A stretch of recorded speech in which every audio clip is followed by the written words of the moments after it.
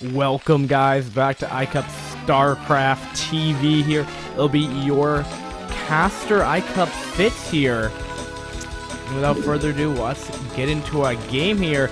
This game is brought to us by iCCup, of course, but this is from the iCCup tournament run on January 4th of the 2x2. And let's introduce the players. You're spawning the top left-hand corner for Team MADiNho. It would be MADiNho himself as the orange Terran. And in the bottom left-hand corner, making these vertical allied positions in StarCraft Brood War, will be the teal Zerg Mira Majiri MJ. Is that MJ? Yeah, MJ. I MJ, but we're gonna call him MJ. MJ in the bottom left-hand corner, and then their opponent will be Team Jiyeon. I believe the Korean name. Jiyeon. Oh, in the bottom right-hand corner, excuse me, as the purple Protoss will be Jiyeon here, and his ally in the top right-hand corner as the red Zerg. Again, I apologize for not knowing Canovas.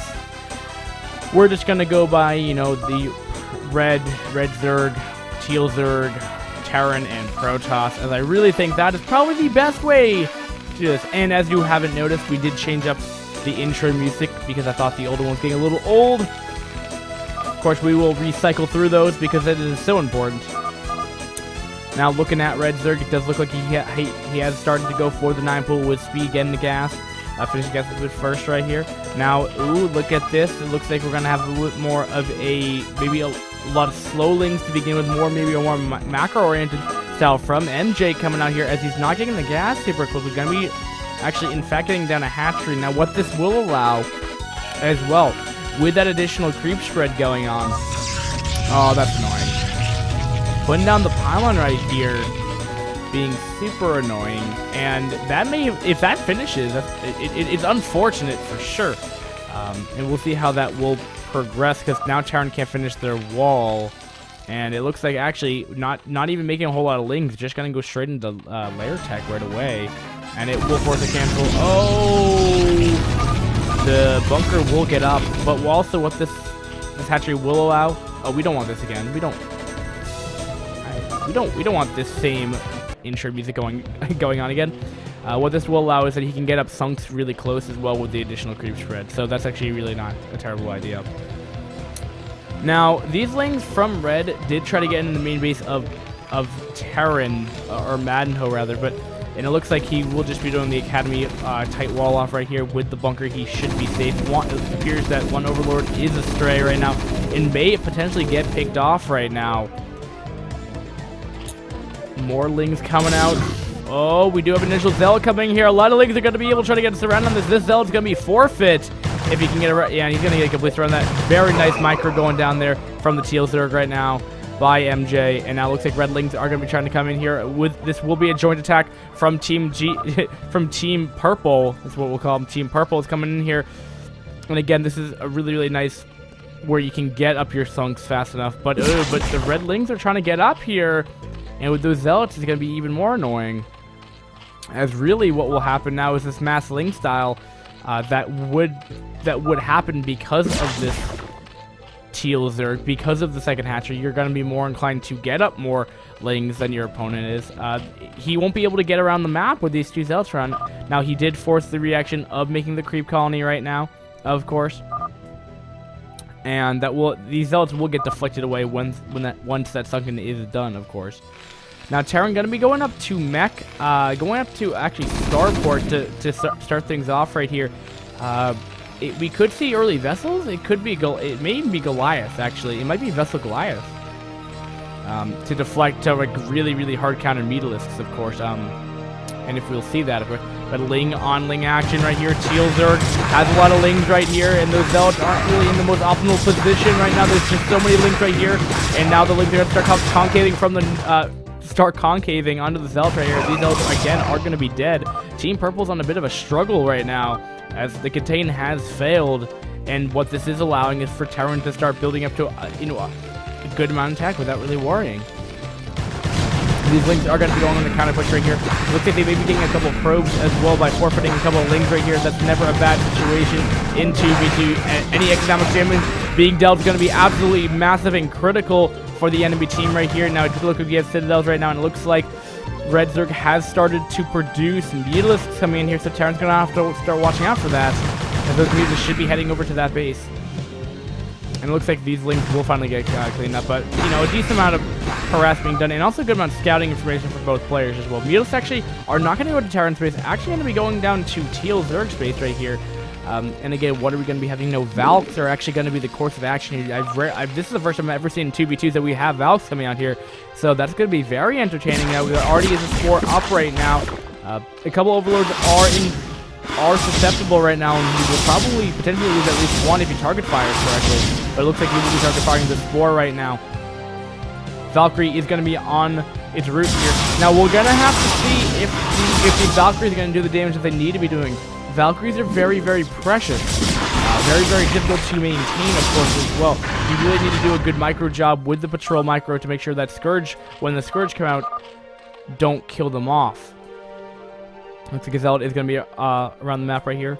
Teal getting some center map control right now. Protoss getting up some gateways right now. Getting up its Citadel. Getting Zealot speed done.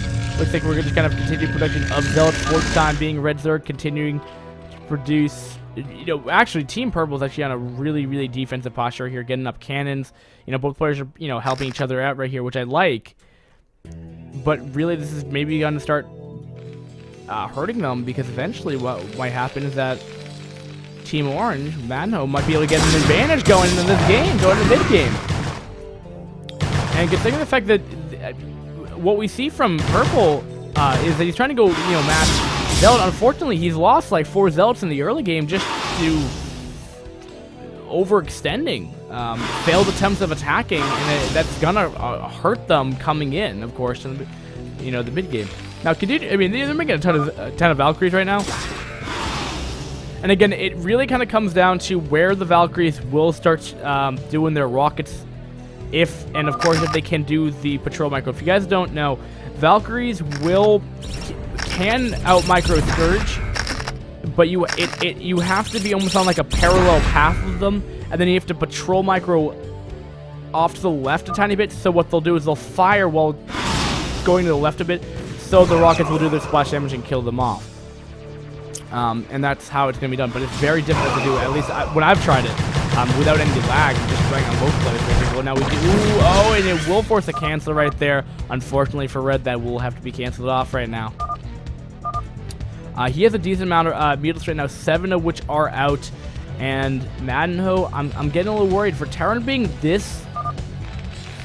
like just not having taken any kind of damage so far, building up a ton of Valkyries. I feel like these Mutalisks are going to serve no purpose. I mean, we almost have the 1-to-1 ratio of Mutalisks to Valkyries, which is never a good thing. And these speedlots coming in here from Purple Protoss, trying to come up here. Now, this could do some decent damage, and Terran's going to be able to help reinforce, as they have no scratches. Here come the Valkyries coming in here, doing their rocks right here. Scourge will connect, apparently, and it looks like even though one Scourge did connect, it looks like these Valkyries are just going to be too much. And I believe that is 5 Valkyries right there. No, that is 4, which looks like one Scourge did kill them off, as there were 5 to begin with right there. And, you know, that's how quick, how fast Valkyries can die. But also look how much damage they've done to these Mutalisks for the time being. I mean, look at this. So much damage being dealt to these guys, and so quick. And now we do have a link counter push coming here, a mass link into the Protoss's natural right here. Going to be clearing up a couple Overlords right here as well. Goodbye, Overlord. And it looks like we're going to even have some Vultures right here. Terran has expanded as well at this time. And same thing with his ally right here. Teal Zerg is going to be expanding right here.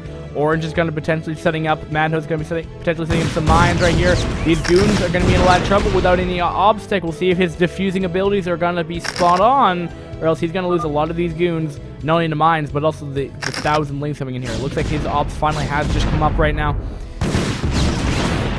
Look at that. Mutalisks are being chased by Valkyries in the center of the map right here, and they're taking a lot of splash damage. While that's happening right here, we see Team Orange and Teal pushing in here. These goons are on such low HP. they're just barely hanging on to the skin of their teeth right now. It looks like these Lings are trying to go up to Red's base right here. Red has expanded as well for himself. And it looks like somehow Protoss has stabilized. I'm a little surprised by that, how big the force was for both players. But that's okay. MADiNho's getting up his base right now, and so as his opponent is. And it looks like he's going to be going into bio in a bio transition. That's not bad. Even repairing his Valkyries, I'm loving this. Protoss is going to try to expand as well. This is the first time I've ever seen every single player have an expansion at one given time, or on the minimap, all naturals being taken. Not generally doesn't happen. Lings are going to try to be in position right here. Maybe try to intercept. As MADiNho, I think the reason why Team MADiNho didn't decide to engage Protoss was because he doesn't have a very powerful ground force. Yes, he has vultures, but that's not going to do anything to a strong gateway Protoss force. Now he does have his 5 Valkyries lying around, really kind of negating what Red Zerg can do. And I feel like we're in here. Lings are going to try to come in here. Going to be killing off a Goon and going to be target firing down that Nexus. This is absolutely massive as Protoss really needed that base. Need to get his tech up, and this base will have to get canceled. And it's a shame because just barely finishing. And these Lings have surely paid off for themselves at this point right now. And again, Terrence is going to be building up a very strong Bioforce. And what's to be kind of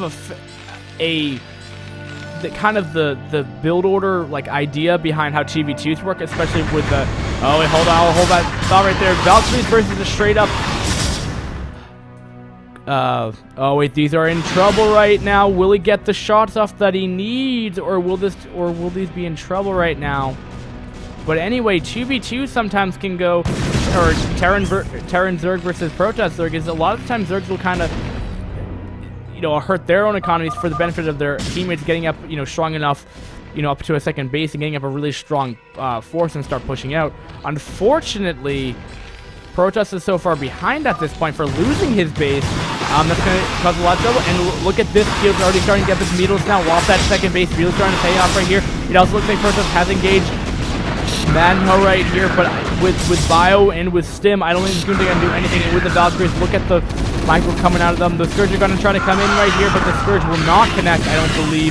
Looks like actually one did connect right here, but this force from MADiNho is going to be too much, and it looks like the Lings are going to be on the retreat, backed out to his opponent right here, and with tanks as well.